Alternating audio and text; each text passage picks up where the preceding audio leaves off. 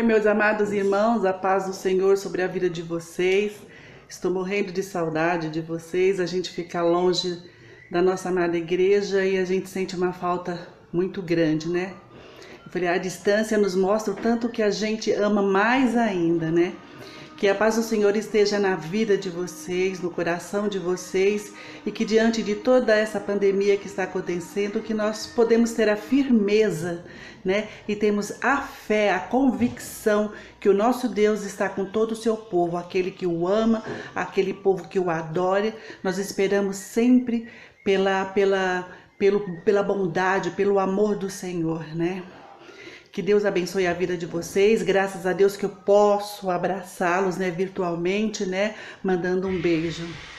E hoje que estamos reunidos, né, através, virtualmente, ouvindo a palavra do Senhor através da voz do nosso pastor, e que essa mensagem possa nos revigorar, possa nos trazer a esperança viva que está em Cristo Jesus e a certeza que haja o que houver, estaremos com Ele aqui. Que Deus abençoe vocês profundamente. Agora vamos para a leitura. Deus os abençoe. Salmo 106, de 1 a 5. Dei graças ao Senhor porque Ele é bom. O seu amor dura para sempre. Quem poderá descrever os feitos poderosos do Senhor ou declarar todo o louvor que lhe é devido? Como são felizes os que perseveraram na retidão, que sempre praticam a justiça. Lembra-te de mim, Senhor, quando tratares com a bondade o teu povo. Vem em meu auxílio quando salvares, para que eu possa testemunhar o bem-estar dos teus escolhidos. Alegra-me com a alegria do teu povo e louvar-te-ei junto com a tua herança. Amém. Senhor, nosso Deus e Pai, mais uma vez estamos na tua presença, Senhor.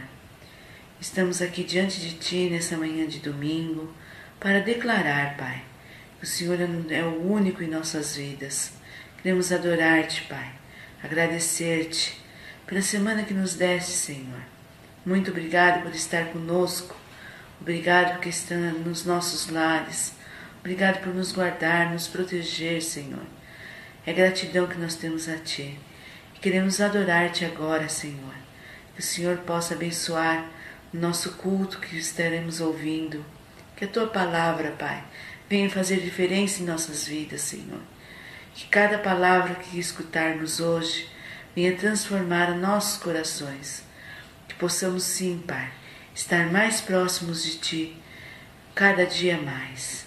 E é assim que nós oramos, em nome do Teu Filho Jesus. Amém.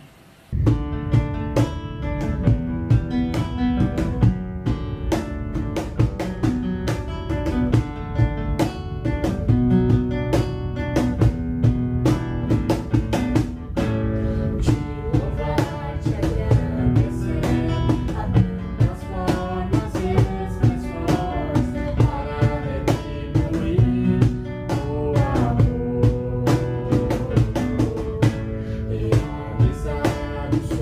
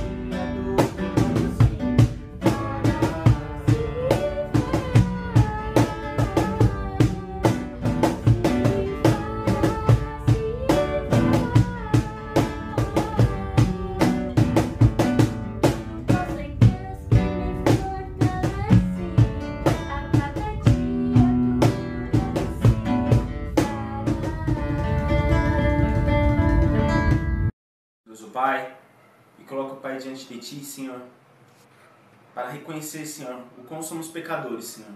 Tem misericórdia, Senhor. Tem misericórdia dos meus pecados. Tem misericórdia, Pai, dos pecados da Tua igreja, Senhor. Senhor Jesus, que nós possamos ter um coração quebrantado, Senhor, e verdadeiramente se arrepender, Senhor. Pai, que o nosso louvor não seja apenas, Senhor, palavras vãs, não sejam apenas palavras, Senhor, da boca para fora, Senhor, mas que o nosso coração possa estar inteiramente, Pai, entregue a Ti, Senhor. Senhor, perdoa, Senhor, os pensamentos, Pai, que não Te agradam, Senhor. Perdoa todas as vezes, Pai, que preferimos fazer a nossa vontade, Pai, do que ouvir a Tua voz, Senhor. Senhor Jesus, eu Te peço, Senhor, destrói os ídolos do nosso coração, Pai. Nos perdoa, Senhor, por muitas vezes colocarmos, Pai, N coisas, Pai, no lugar que apenas o Senhor deveria ocupar, Senhor. Senhor, perdoa os nossos pecados, Senhor, intencionais. Perdoa a nossa omissão, Senhor Jesus. Em nome de Jesus, Pai, sara a nossa terra, sara a Tua igreja, Senhor. Que verdadeiramente nós possamos, Pai, nos entregar a Ti, Senhor, e nos arrepender dos nossos pecados, Senhor. Para que a Sua vida possa florescer cada dia mais em nossas vidas, Senhor. É o que eu Te peço, Senhor, em nome de Jesus, Teu Filho amado. Amém.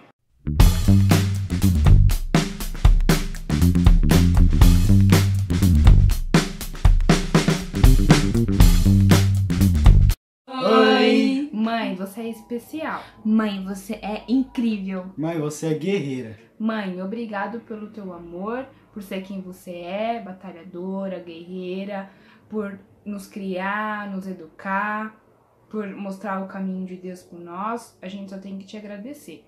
Obrigado por tudo. A gente te ama. E o Jonathan agora vai ler um versículo. O versículo se encontra em Provérbios 31, do 28 ao 29. Os seus filhos a respeitam e falam bem dela, e o seu marido a elogia. Ele diz: muitas mulheres são boas esposas, mas você é a melhor de todas. Mãe, feliz Dia das Mães! Boa noite, irmãos. Estamos aqui para dar um testemunho de gratidão pela vida da nossa mãe. Nos agradecemos a Deus pela vida da nossa mãe, pela mulher que ela é, mulher forte, guerreira, que nos criou nos caminhos do Senhor, que nos ama nosso Pai. É uma pedra fundamental dentro da nossa família. E é isso, nós chamamos mãe, né? Né, Lia? O que você tem para falar para sua avó? Pode falar. Te amo. Isso, tchau. Tchau.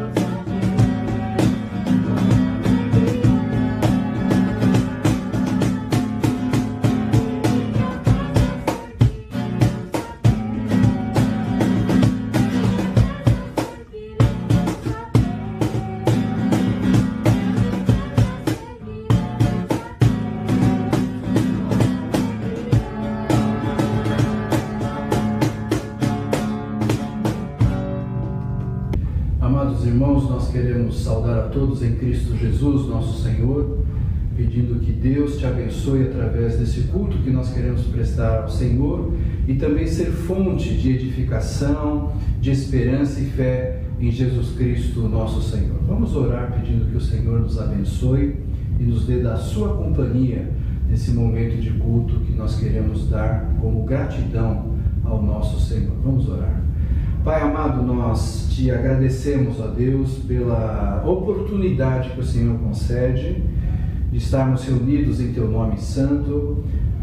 Queremos interceder, Senhor, por toda essa situação que estamos vivendo, em nome de Jesus. Coloca a Tua mão de poder, abençoa a Tua igreja, abençoa nossas famílias, dá-nos proteção, Senhor, livra-nos do mal e permita, ó Deus, que nós sejamos a Tua igreja, apesar de qualquer situação, possamos agir embaixo da Tua graça, do Teu poder, da maravilhosa presença de Jesus Cristo em nós e através de nós.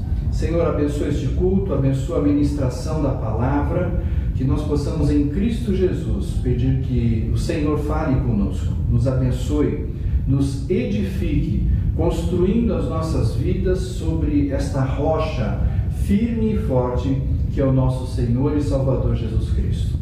Diz a palavra que, vindo a chuva, vindo as tempestades, se nós tivermos esse firmamento, esta fundação, nós não seremos levados, não seremos tragados pelas águas que acontecem revoltas em nosso meio, mas em nome de Jesus nós pedimos que estejamos firmados, construídos sobre a esperança, a fé e o poder de Jesus Cristo, nosso Senhor. Nós te pedimos assim, através da Tua palavra, a bênção e o Teu cuidado agora, em nome de Jesus. Amém. Amém.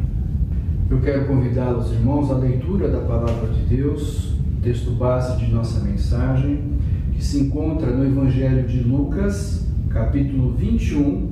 Nós vamos ler do verso 7 ao verso 13 e o verso 19. Lucas 21, de 7 a 13 e ainda o verso 19. O texto diz assim: Mestre, perguntaram eles, quando acontecerão essas coisas?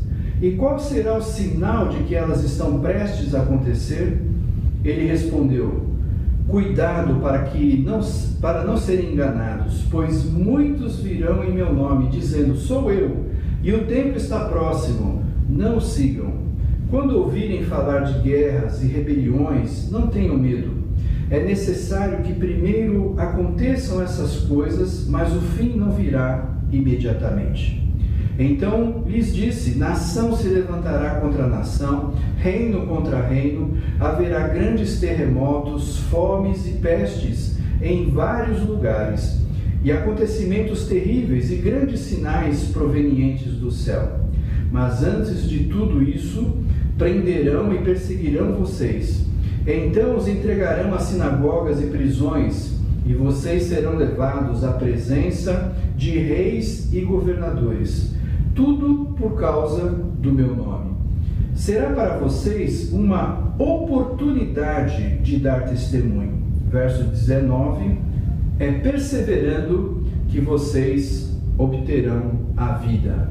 Que o Senhor abençoe a palavra que foi lida e que essa palavra possa permanecer em nós como fonte de vida, ânimo, esperança e coragem em Jesus Cristo.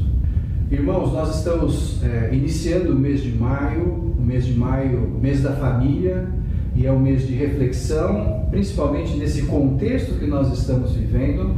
Nós colocamos um tema para o mês de maio, que é família, um por todos e todos por Cristo. Existe um livro famoso de Dumas, que são os Mosqueteiros, que você conhece essa frase famosa, né? Um por todos e todos por um. E nós queremos transformar isso numa mensagem mais profunda para nós que somos cristãos, no sentido de um por todos e todos por Cristo. E nós queremos então discutir, falar, meditar sobre este tema, colocando a relação familiar, as realidades familiares e principalmente a mensagem de hoje queremos colocar o desafio que nós estamos vivendo nos dias de hoje. Nós estamos vivendo uma pandemia, um momento diferente não só para nós brasileiros, mas para o mundo inteiro. Momento diferente porque outras pandemias já existiram, mas nós não tínhamos uma tão próxima, e nós estamos experimentando essa quarentena, estamos experimentando essas realidades, e eu quero convidá-lo então a meditar sobre essa realidade de nossas famílias em meio a esse contexto e o que a palavra de Deus coloca para nós. Irmãos, nós queremos então colocar 2 pontos neste momento, neste culto para você, nesta mensagem. O primeiro ponto é a família vivendo escatologicamente. A família vivendo escatologicamente. E o segundo ponto é a família enfrentando o medo juntos. São 2 pontos extremamente contemporâneos, atuais, que nós estamos vivendo hoje. Eu não sei você, mas eu tenho recebido muitas informações, muitas notícias, muitas mensagens, muitas mídias falando sobre escatologia, sobre o final do mundo, falando sobre quem é a besta, quem é o anticristo, quem é o falso profeta. Nós temos uma quantidade enorme deles em nosso redor, mas nós precisamos olhar a palavra de Deus no seu conteúdo, porque grande parte do que Jesus explicou da escatologia neste texto que nós lemos no Evangelho de Lucas, capítulo 21, nós lemos Jesus orientando e tirando também uma relação de medo. O texto mesmo diz isso para nós: não tenham medo.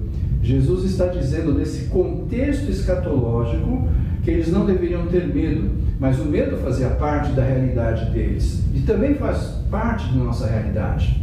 E nós queremos então trabalhar um pouco essa realidade em nossas vidas, na vida de nossas famílias.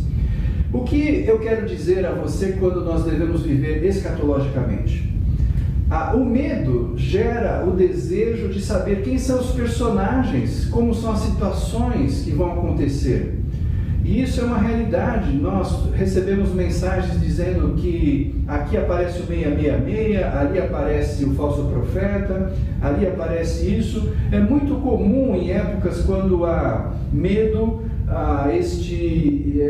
essa situação de conflito, de dificuldade de entendimento, de nós não sabermos o que está acontecendo em todas as realidades da vida, num ambiente perigoso, num ambiente onde há uma realidade de não poder confiar em todas as informações, em tudo o que está acontecendo. Nós sabemos por nossos governantes que eles estão tão ou mais perdidos do que toda a sociedade, e nós percebemos então a necessidade de ter o senso, o equilíbrio, a condição de perceber o que Jesus estava orientando os seus discípulos e evidentemente a igreja sobre viver escatologicamente.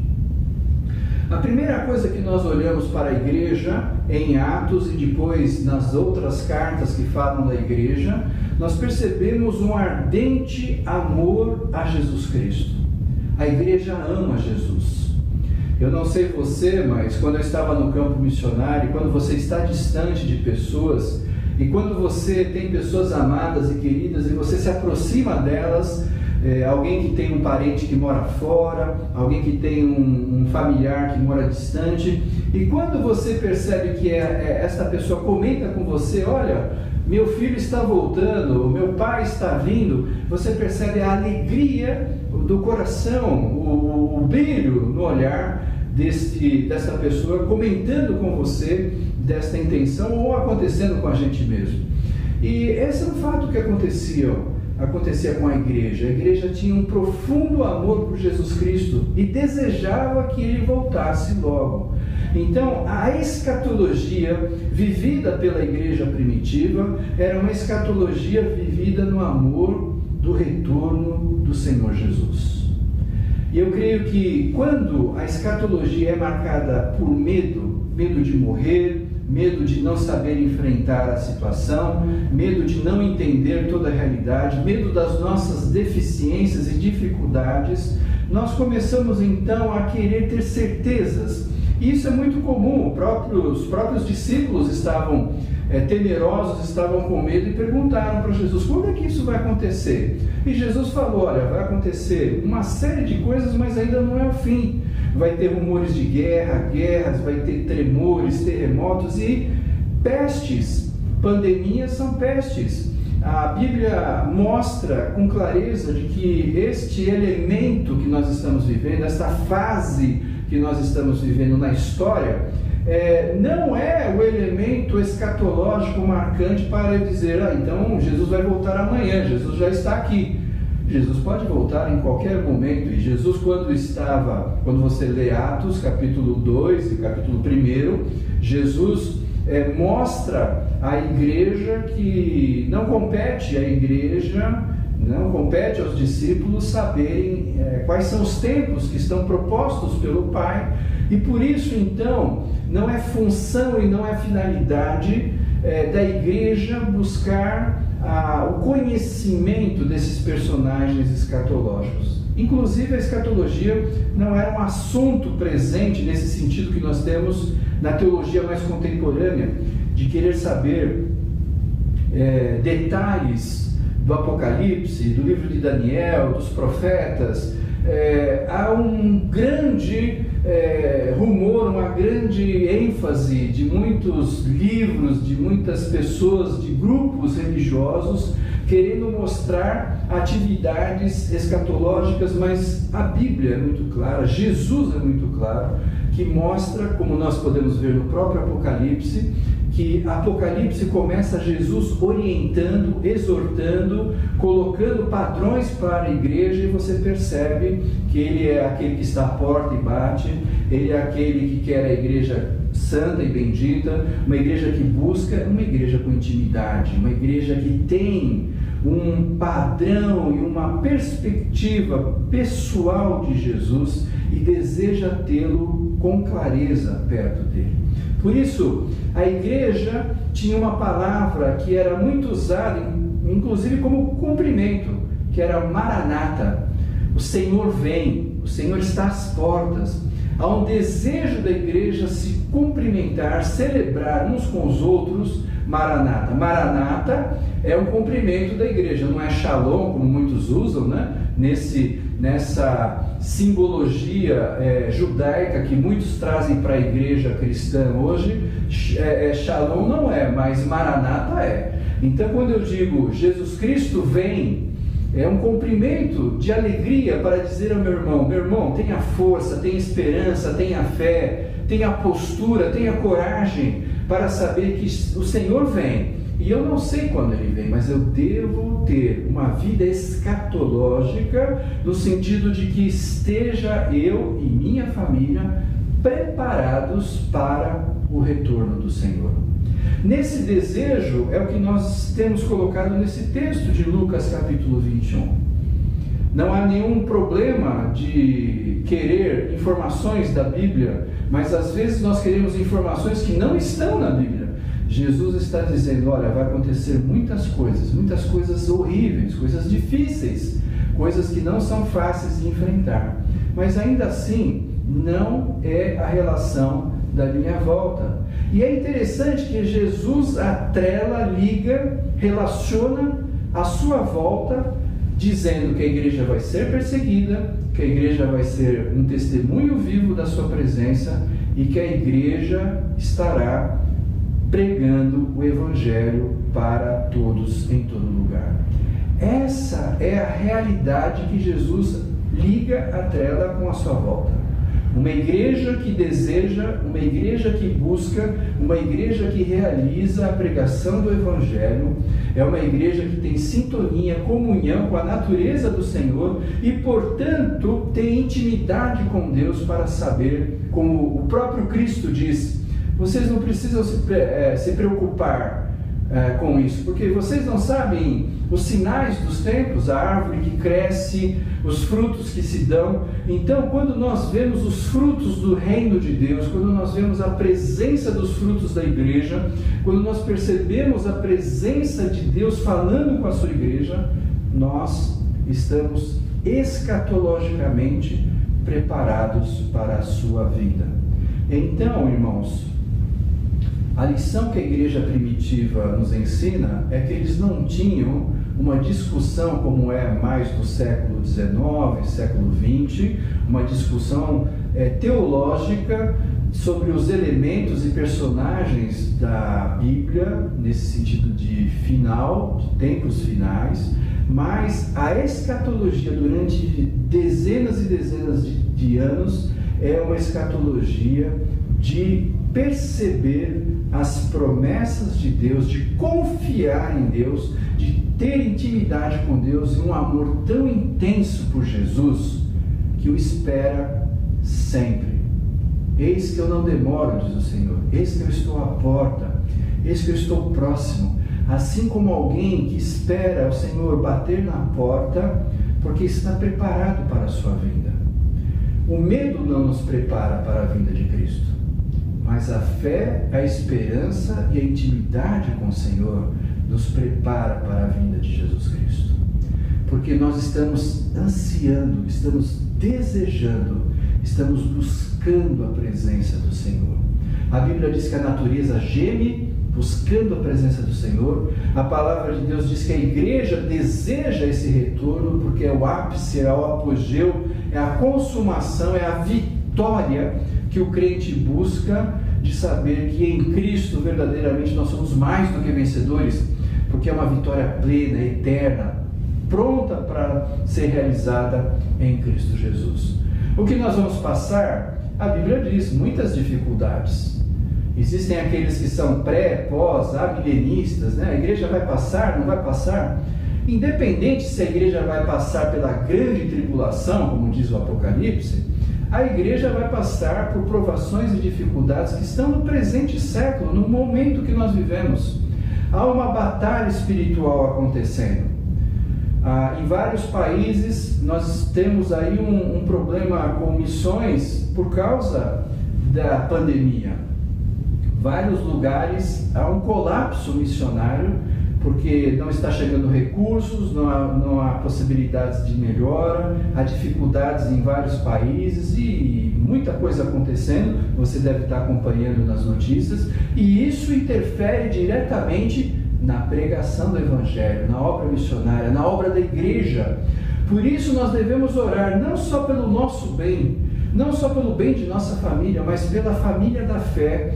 Nós temos que orar pedindo que o Senhor nos abençoe, nos livre de todo mal e permita que a normalidade retorne, para que a igreja retorne a toda a força, todo o poder do Senhor para realizar a sua obra. Mas mesmo em meio às pandemias, nós podemos ver na história da igreja que a igreja se permaneceu na visão de uma igreja escatológica, de uma igreja que enfrenta as suas dificuldades, enfrenta seus desafios, enfrenta seus medos, porque sabe e tem esperança de que Jesus Cristo é nosso Senhor, Ele é o Deus vivo e verdadeiro, e Ele há de retornar para a sua igreja.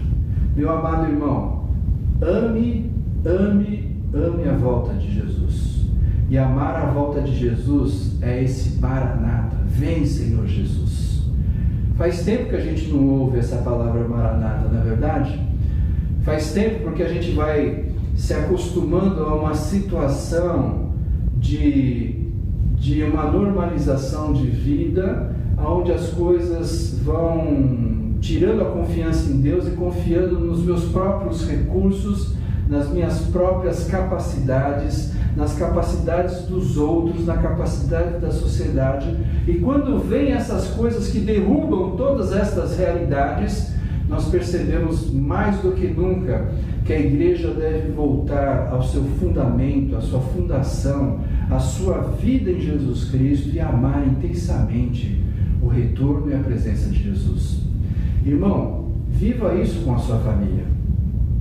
Ore juntos, como diz o texto que nós lemos em Lucas 21, prepare-se, mas se prepare no sentido de ter uma intimidade e uma comunhão com Deus tão profunda que, apesar de um dia passar esta pandemia, voltando as coisas a uma certa tranquilidade, você não perca a visão de que Jesus vem.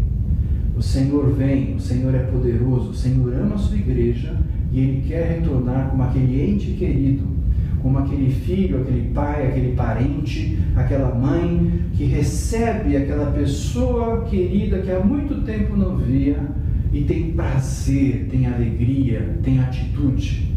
Por isso que nós temos várias parábolas, como por exemplo, daquelas mulheres que deveriam deixar as suas lâmpadas, as suas lamparinas com óleo, esperando o noivo, mas somente uma se prepara para aquele momento.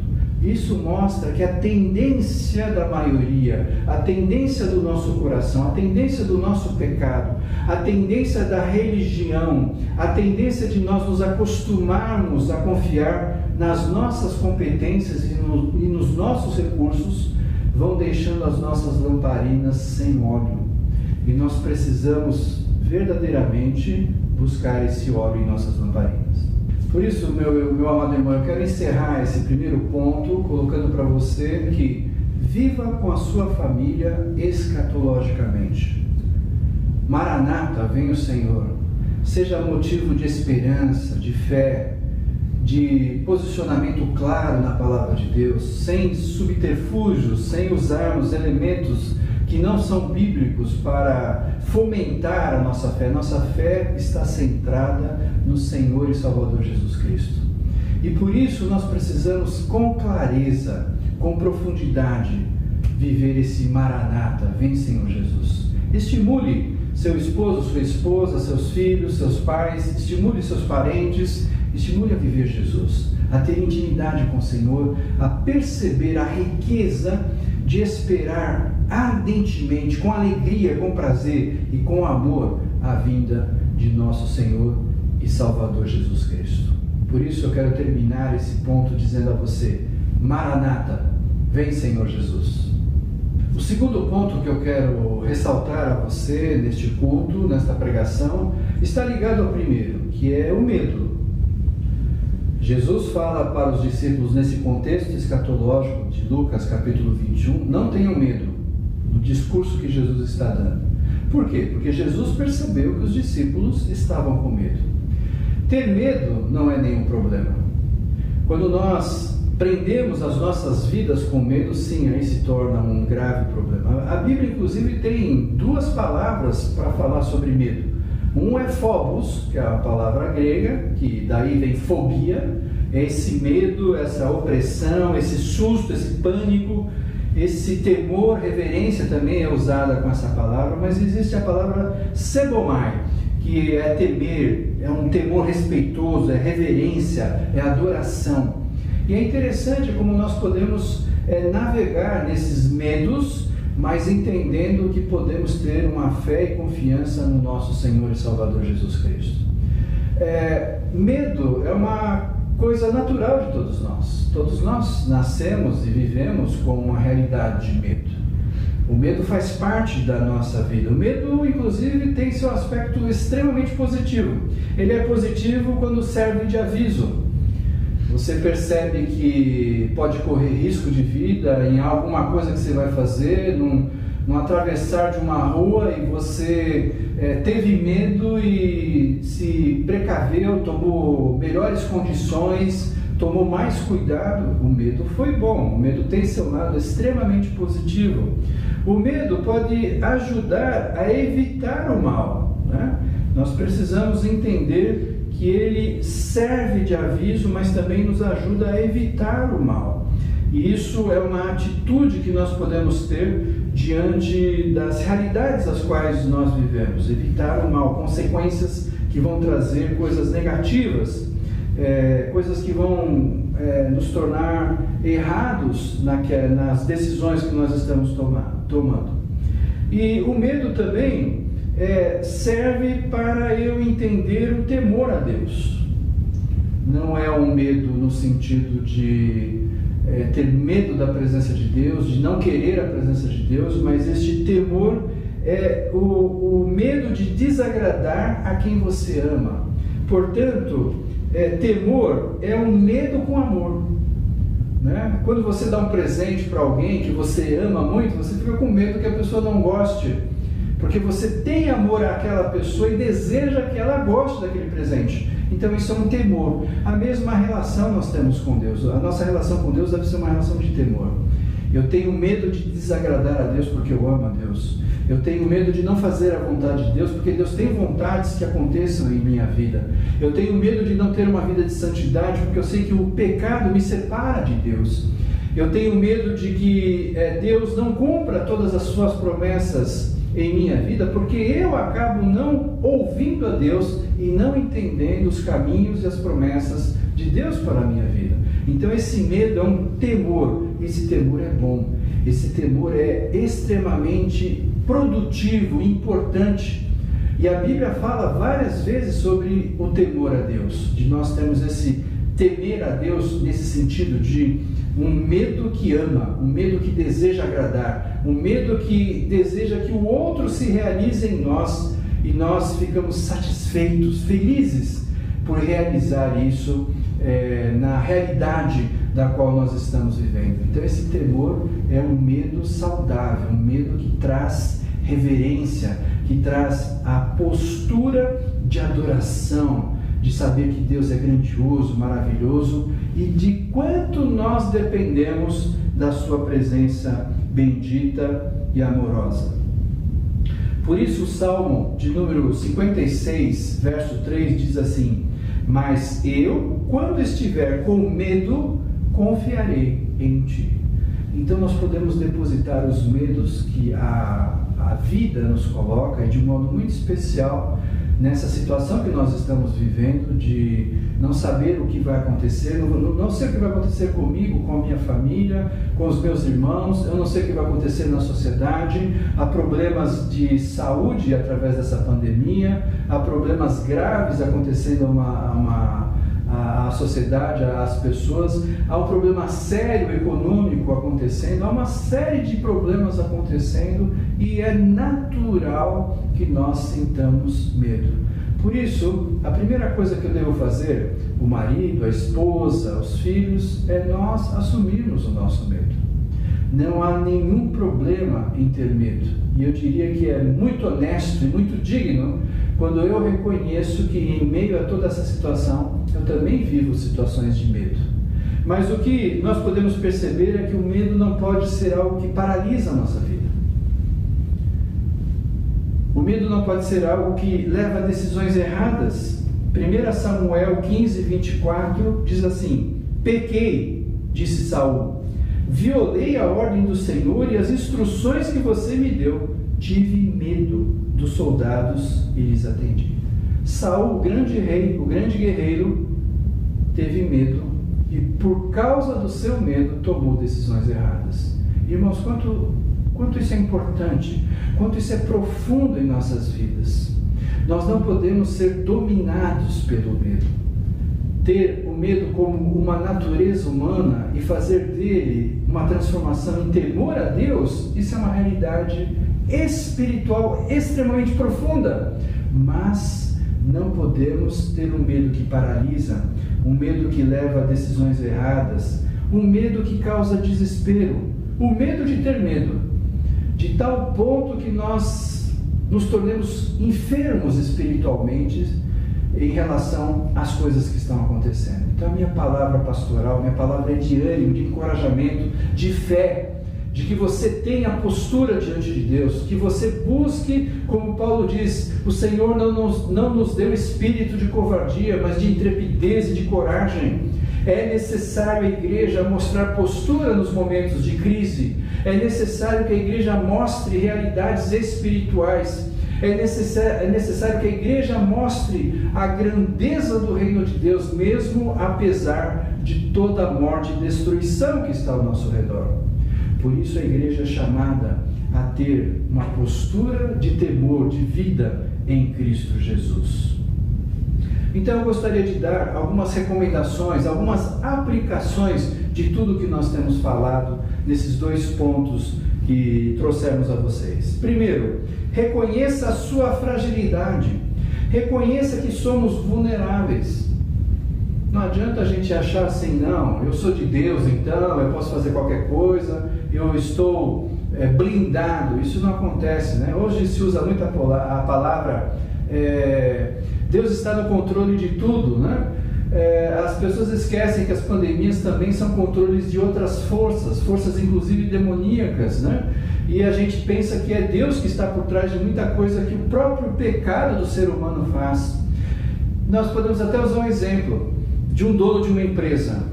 Ele está no controle de tudo, mas ele não pode evitar muitas vezes que um funcionário roube, que um funcionário não trabalhe direito, que um funcionário não exerça a sua função a qual ele foi contratado. Isso acontece, você sabe disso com clareza.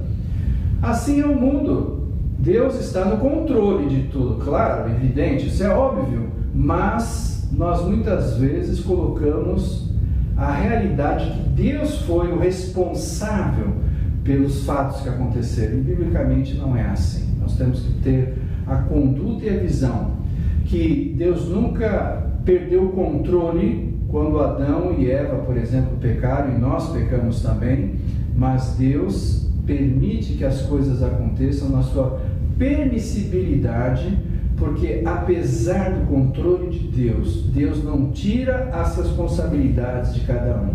Eu estou um pouco cansado de ver as pessoas usarem essa palavra controle num contexto errado, num contexto que joga para Deus todo o atributo do bem e também do mal. É aquilo que Tiago diz: Deus não faz mal para ninguém.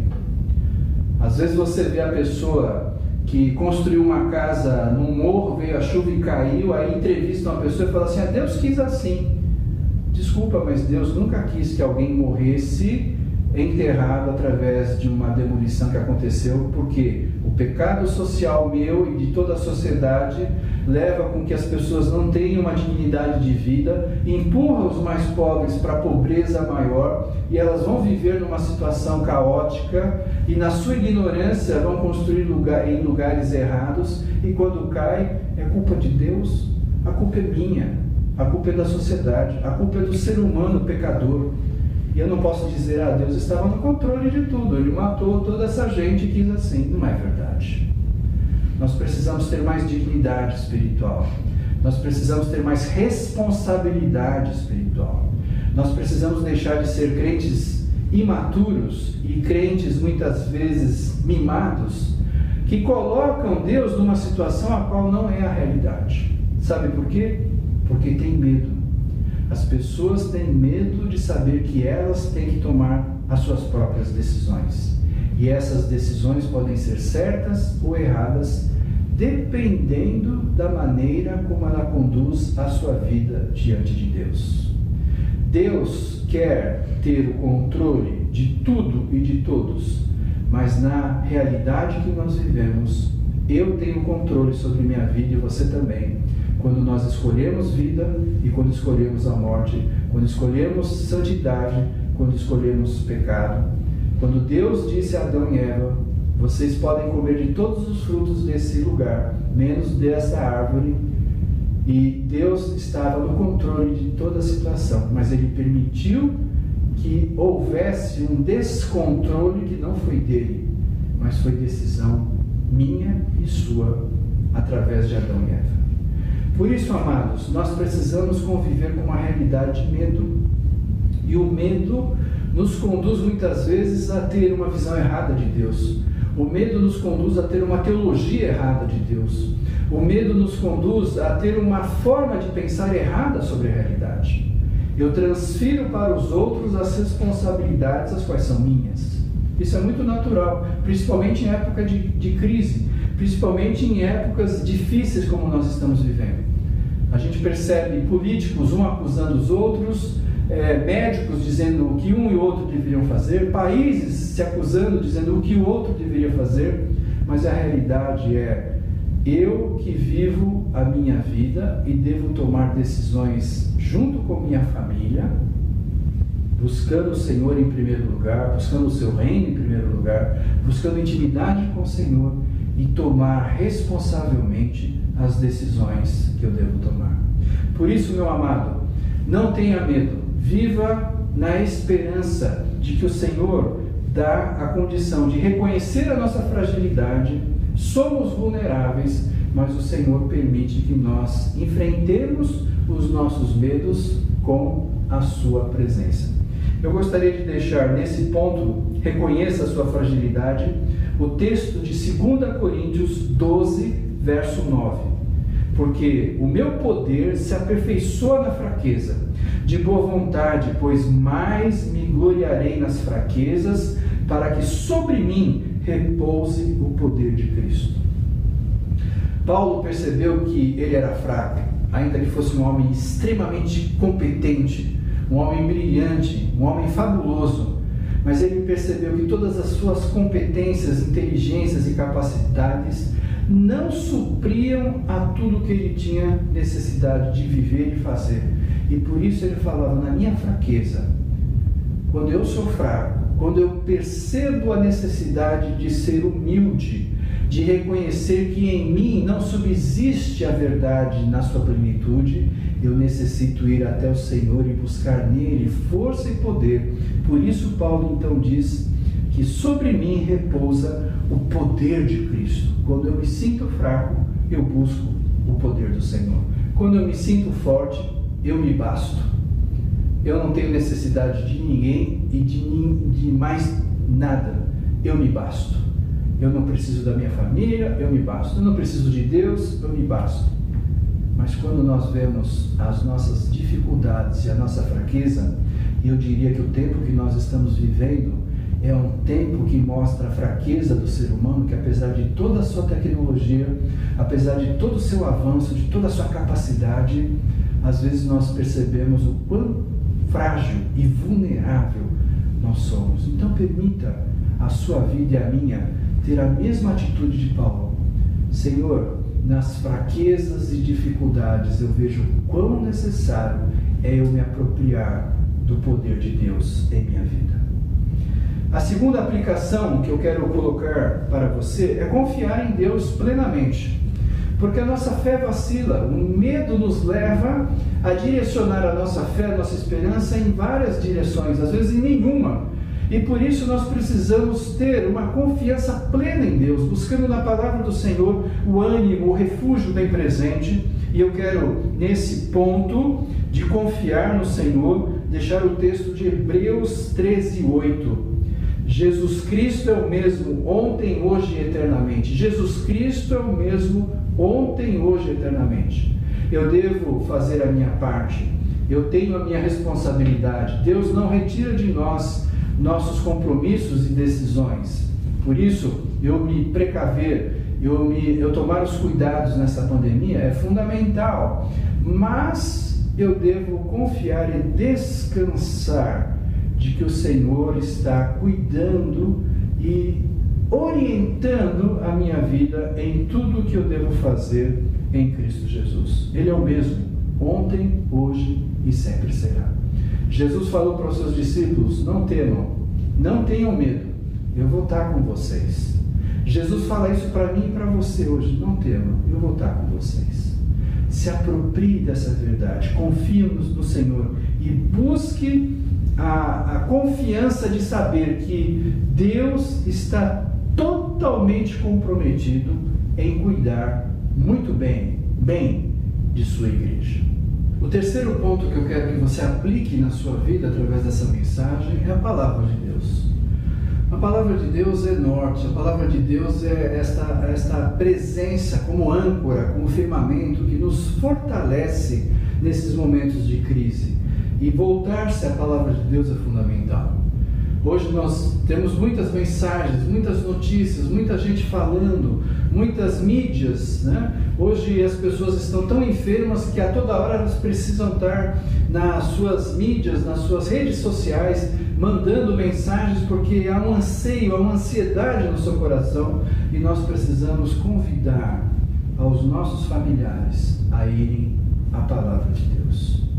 Convide sua esposa, convide seu esposo, convide seus filhos, convide seus familiares a irem à palavra de Deus. Não há problema nós termos medo. Há problema quando nós começamos a substituir as realidades do que nós devemos fazer com tantas coisas, com atividades, caindo num ativismo, de modo que a gente não tenha o senso, o equilíbrio de buscar a palavra de Deus, de buscar a presença de Deus, cuidando da nossa vida. Busque a palavra de Deus. E nessa orientação, eu quero deixar com você 2 textos da palavra. João, capítulo 14, verso 1. Não se perturbe o coração de vocês. Creiam em Deus. Creiam também em mim, Jesus está dizendo. Não se perturbe o coração de vocês. Ah, como isso é um refrigério. Como é gostoso em meio a todas as dificuldades nós descansarmos em Deus. Não se perturbe o meu coração. Descanse em Deus. Jesus está dizendo isso para nós. Não se perturbe o coração de vocês. Creiam em Deus, creiam também em mim.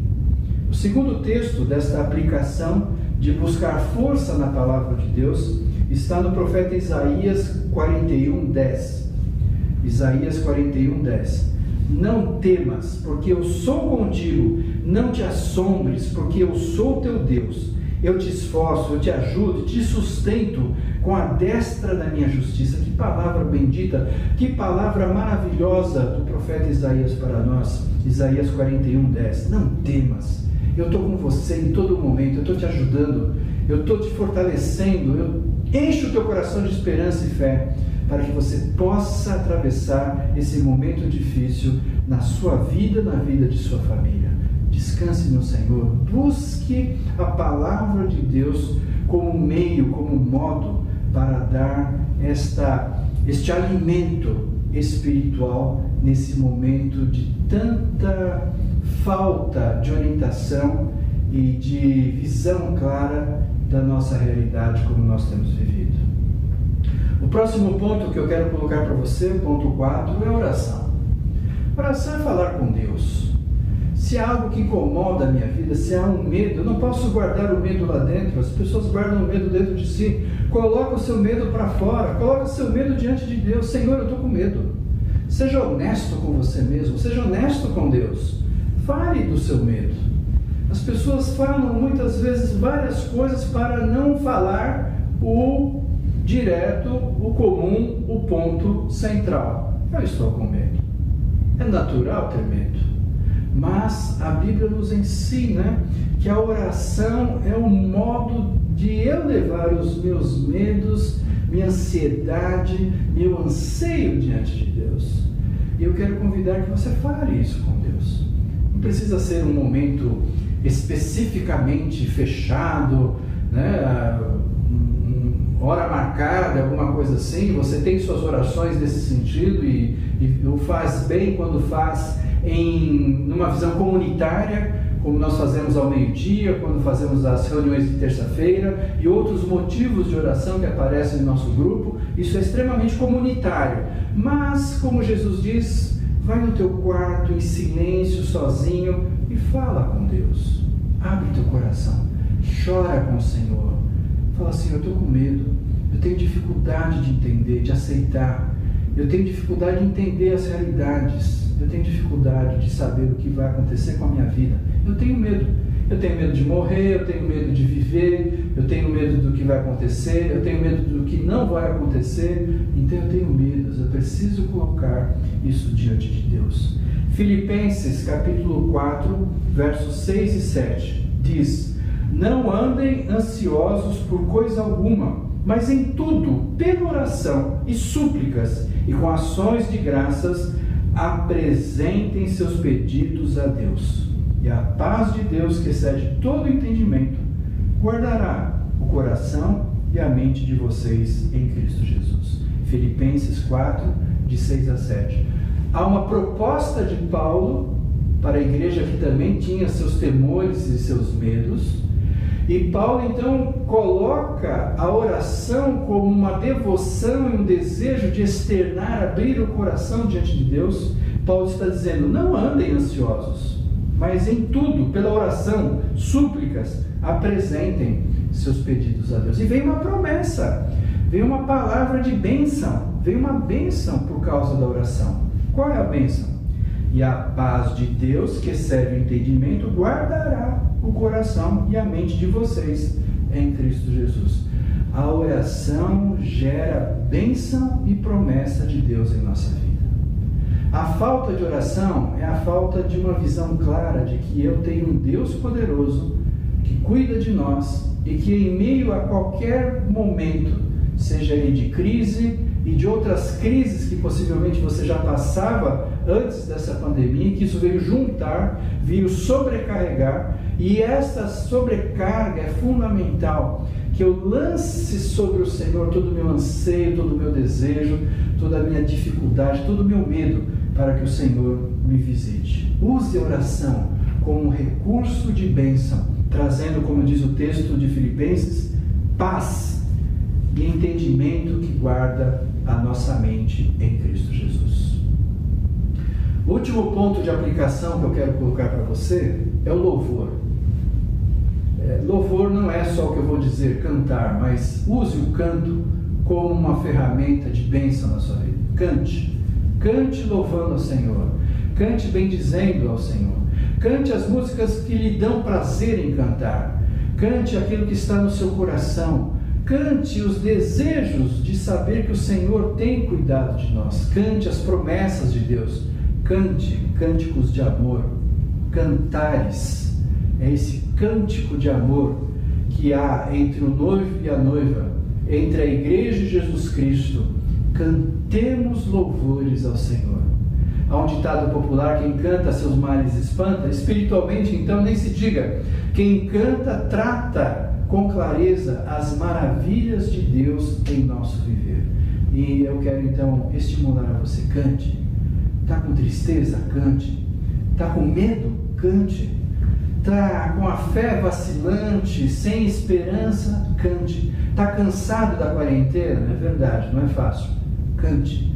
Louve ao Senhor e você verá quantos milagres e ações portentosas Deus vai fazer no seu interior, na sua vida. Quantas vezes Israel foi convocado para lutar e Deus falou assim: coloque os instrumentistas, os levitas na frente para cantar. Quantas vezes Deus colocou o povo numa situação que deveria cantar louvores ao Senhor. Paulo mesmo orienta a igreja várias vezes dizendo: e em louvores, em exclamações de súplicas e amor a Deus, nós externamos o nosso canto de alegria, mas também canto de tristeza, canto de dor, cantos que vêm nos trazer alento, paz e fortalecer a nossa caminhada em Cristo Jesus. Amados irmãos, eu quero concluir essa mensagem de modo que nós possamos viver como família, o viver escatologicamente, na esperança, na fé, no Maranata, vem Senhor Jesus, mas também vivendo o anseio, ansiedade dos nossos medos, sendo trabalhados por Deus nas aplicações que nós colocamos. Mas eu quero deixar para você alguns textos da palavra do Senhor para que você medite durante esta semana e possa ter no seu coração uma compreensão espiritual do que Deus está fazendo em nós através do Santo Espírito. Romanos capítulo 5, verso 5 diz assim: e a esperança não nos decepciona. A esperança de Deus, em Deus, não decepciona. Não é esperança que a gente coloca em homens, não é esperança que a gente coloca em atitudes, não é esperança que a gente coloca em nós mesmos, mas a esperança em Deus. E Romanos diz: e a esperança não nos decepciona, porque Deus derramou seu amor em nossos corações por meio do Espírito Santo que Ele nos concedeu. Que coisa maravilhosa! Deus concede o seu amor que é derramado em nosso coração através do Espírito Santo. Meu amado, se aproprie dessa verdade, que isso seja fonte de vida. Eu não sei o que vai acontecer. Não podemos nem dizer qualquer coisa nesse sentido, porque não temos nenhum poder de fazê-lo. Como Jesus mesmo disse: não compete a vocês, discípulos, saberem o que vai acontecer. Nós não sabemos, mas nós temos esperança de que, estando no Senhor, o seu amor, através do Espírito Santo, é derramado em nós. Então, haja o que houver, aconteça o que acontecer, tenha esperança. O nosso Deus é um Deus verdadeiro, um Deus amoroso, um Deus cuidador, que nos protege, nos ama e nos abençoa, apesar de todas as dificuldades. 1 Pedro 5, verso 7, diz: lançando sobre ele toda a vossa ansiedade, porque ele tem cuidado de você. Lançando sobre o Senhor toda a nossa ansiedade. É lançar, você pega assim no seu coração toda essa ansiedade, medo e joga em Jesus. Joga no Senhor, coloca sobre Ele. Ele não tem dificuldade de aceitar o nosso anseio, a nossa ansiedade, a nossa dor, a nossa dificuldade, o nosso medo. O Senhor recebe isso. O Senhor acolhe porque Ele nos conhece. Ele conhece o mais profundo do nosso ser. Deus nos conhece melhor do que nós mesmos. E Ele então tem esse poder e capacidade de receber esse lançar. Mas a Bíblia faz uma proposta: eu tenho que lançar. E esse lançar é um ato de fé, é um ato de esperança, é um ato de temor, é um ato de eu confiar de que Deus vai fazer o melhor para mim. Então eu lanço: Senhor, eu não quero ter esse medo não, está nas tuas mãos. Eu jogo para o Senhor e o Senhor sabe o que deve fazer com isso do melhor modo, porque o Senhor me ama e deseja que eu seja cuidado, porque Ele tem cuidado de vocês. O Senhor cuida de nós. O Senhor cuida de nós em todas as situações. Por isso, meu amado, lança teu medo, lança tuas dúvidas, lança teu anseio, lança tudo que está no teu coração, que está contrário, está desfavorecendo uma plena comunhão com Deus e com a sua família também e com os outros.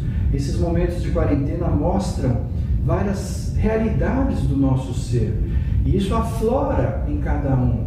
E é importante que nós, como família, nesse mês da família, possamos dialogar, conversar, discutir as nossas realidades, de tal modo que, como família, como pessoas, como irmãos em Cristo, possamos lançar ao Senhor Jesus, como Pedro propõe em 1 Pedro 5,7, que nós façamos em Cristo Jesus. Salmo 34:4 diz: busquei ao Senhor e Ele me respondeu, livrou-me de todos os meus temores. Busquei ao Senhor e Ele me respondeu e me livrou de todos os meus temores. Vejam como o salmista busca o Senhor e os seus temores são dissipados, não porque os problemas foram totalmente resolvidos, mas porque esses medos e anseios não mais dominam a minha vida. Não se deixe dominar pelos medos e anseios. Não se deixe dominar por si mesmo, mas permita que Cristo domine em sua vida e isto aconteça como o salmista diz: busquei ao Senhor, Ele me respondeu, livrou-me de todos os meus temores, e por isso nós podemos dar glórias a Deus pela vitória que nós temos em Cristo Jesus. Salmo 23, verso 4, muito conhecido, nós todos amamos esse salmo e você já deve ter lido muitas vezes, mas eu creio que em meio a essa pandemia, a essas dificuldades, mais do que nunca, esse salmo é uma palavra de alento, de consolo, de conforto ao nosso viver. Mesmo quando eu andar por um vale das trevas e morte, não temerei perigo algum, pois Tu estás comigo, a Tua vara e o Teu cajado me protegem. Irmãos, nós estamos andando num vale de morte e a morte está presente nas realidades que nós estamos vivendo. Sempre esteve, mas agora com essa pandemia, muito mais aflorado e presente. Por isso, nós sabemos que mesmo andando em vales difíceis, inclusive pela própria morte, o Senhor está conosco em todo momento. Deus quer que você tenha essa esperança, Deus quer que você tenha essa proteção no seu coração, que haja o que houver, o Senhor está no controle da sua vida, no controle da situação, no controle no sentido de que você quer que Ele controle a sua vida, que você deseja que Ele esteja tratando e abençoando a sua vida. O Senhor é este Deus que faz com que os vales, trevas e mortes passem por nós, e muitas vezes nós passamos por eles, mas o Senhor é por nós. Se o Senhor é por nós, quem será contra nós? Nada pode nos separar do amor de Cristo. Será que é a morte? Não. Será que é a espada? Não. Será que é poderes desse mundo? Não. Nada pode nos separar do amor de Cristo. Deus te abençoe, meu amado. Que o Senhor te dê uma semana cheia de frutos, de bênção, de cuidado. Que este mês de maio, que nós iniciamos o mês da família, você possa meditar nessa palavra como palavra de ânimo, de encorajamento, de fé, para que em Cristo, verdadeiramente, você e sua família sejam vencedores, sejam construídos sobre este fundamento, sobre esta rocha que é a presença viva e redentora de Jesus Cristo. Que o Senhor te dê um coração escatológico, uma vida escatológica, não pelos medos, mas pelo amor que você tem ao Senhor, e declare: Maranata, vem Senhor Jesus. Que você não permita que os medos paralisem, que seja o dominador da sua vida, que seja aquele que orienta a sua vida, mas que o Senhor Jesus, na sua graça, misericórdia e presença, esteja cuidando para que em Cristo verdadeiramente nós estejamos sempre prontos a viver todas as situações da nossa vida em Cristo Jesus. Que Deus te abençoe e cuide assim de um modo muito especial do seu viver para a honra e glória do Senhor Jesus. Deus te abençoe. Amém.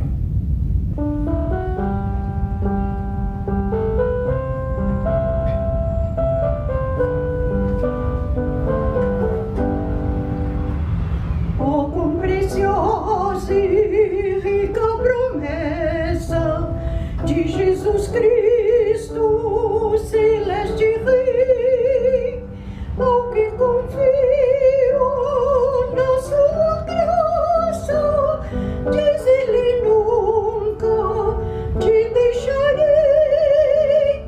Oh, não temas, oh, não temas, pois eu contigo sempre serei.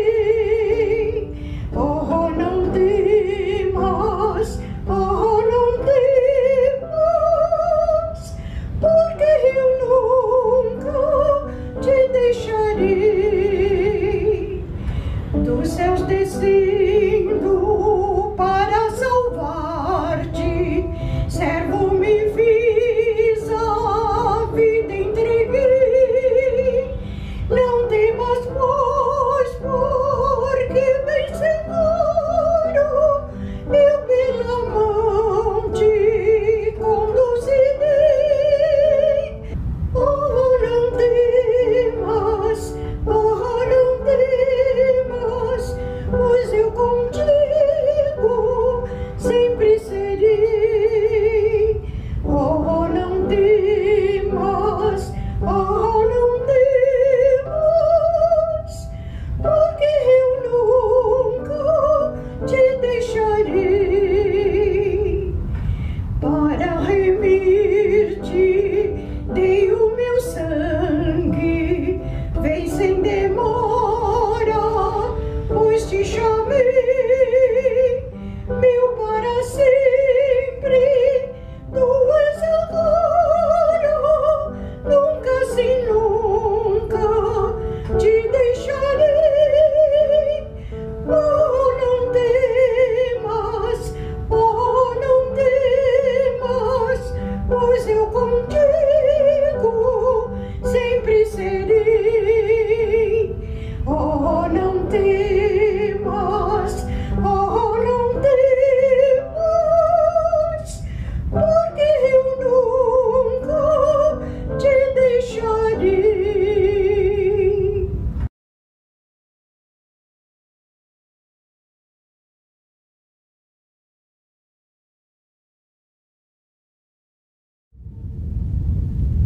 Amados irmãos, eu quero convidá-lo a participar da mesa do Senhor. Então, nós vamos nos preparar orando. Eu convido a você a buscar os elementos para que esteja próximo de você. E juntos, como igreja, mesmo que à distância, virtualmente, juntos em comunhão, na vida espiritual, na fé em Jesus Cristo, nós participemos da mesa do Senhor. Momento rico, momento de festa, momento de renovo da nossa fé e da nossa esperança em Jesus Cristo. Eu quero convidar que você tenha esse momento especial com o Senhor através do pão e do cálice. São alimentos que se apresentam, esse símbolo, como alimentos espirituais. oriente a sua vida, para que você confie e espere no Senhor em todo momento do seu viver. Que você possa, através desses alimentos, fortalecer a sua esperança, o amor em Jesus Cristo, para que não tenha medo, mas que vença o medo e saiba que o Senhor nos dá a sua presença de um modo muito especial através da ceia do Senhor. Nós vamos orar agora, convidando ao Senhor que nos abençoe através do ministrar do pão e do cálice em Cristo Jesus. Senhor, nós queremos pedir em nome de Jesus, abençoa a tua igreja. Abençoa a tua igreja através do pão. Abençoa a igreja através desse cálice, Senhor.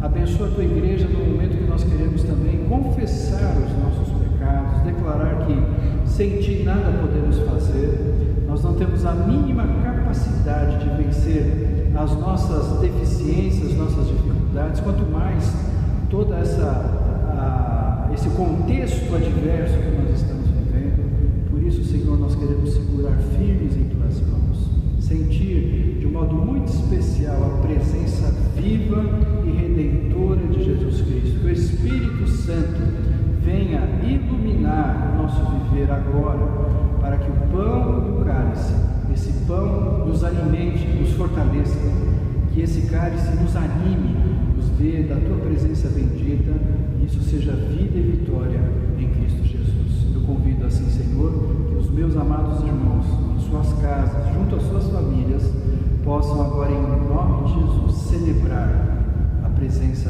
viva e redentora de Jesus Cristo, o nosso Senhor. É em nome dele que nós oramos e agradecemos. Amém. Amém. Disse Jesus: este é o meu corpo que é partido por vocês. Façam isto em memória de mim. Lembremos da vida e da vitória em Jesus Cristo. De semelhante modo, Jesus tomou o cálice, dizendo: este cálice é a nova aliança em meu sangue. Nós temos uma aliança plena, uma aliança viva, uma aliança eterna com o nosso Deus.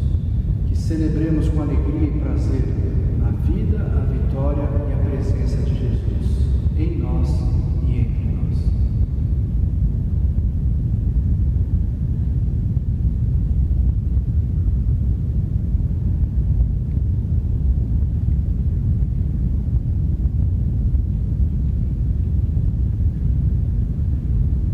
Senhor, nós te louvamos, ó Deus, pelo privilégio de estarmos juntos, ceando e relembrando, trazendo à memória a vitória de Jesus Cristo na cruz do Calvário.